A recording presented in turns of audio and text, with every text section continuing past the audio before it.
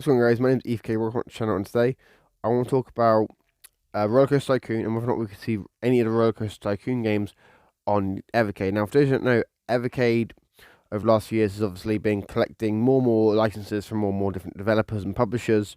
One of the notable ones that they launched with and still have deals with to this day is Atari. Atari being one of the most well-known retro gaming brands in the world, having obviously over 200 games in their catalogue. Now, one of Atari's most notable IPs is a series called Rollercoaster Tycoon.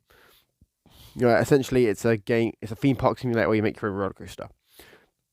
The original games were released in the 90s, and they have been released multiple times since. But I want to obviously talk about whether or not we could see those games on Evercade and whether or not they would run on the Evercade, whether or not they would obviously, you know, work on Evercade, and whether or not Atari would license them. Now, first, let's take a look at the fact that Rollercoaster Tycoon 1 and 2 sell on Steam combined for about 22 pounds, right?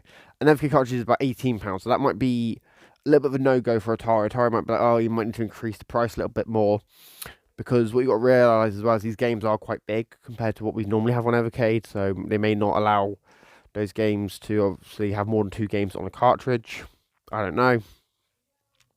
But having a Rollercoaster Tycoon collection with a dual cart would be a pretty epic way of doing things. Pretty cool way of bring these games to the Evercade audience.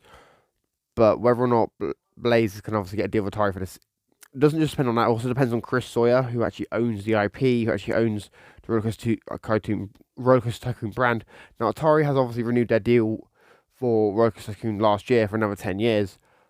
But that comes down to the fact that will Chris Sawyer make a deal with Blaze to port the games for them? Would they obviously we've emulated? How would that work?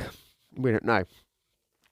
Adding Rollercoaster Tycoon to Evercade would be a huge step for Evercade as a whole, as they look to obviously expand their game library, offer more games and more platforms from gaming's various history. But whether or not this will happen, I don't know. Atari's already signed, so it could happen, I suppose. Hopefully, Blaze can make a deal with Atari, but for now, I wouldn't get your hopes up. Anyway, guys, let me know your thoughts about this in the comments down below. If you're new here, make sure to subscribe, like, share, comment, turn notifications. I've been Eve Cade, and I'm signing out. Peace.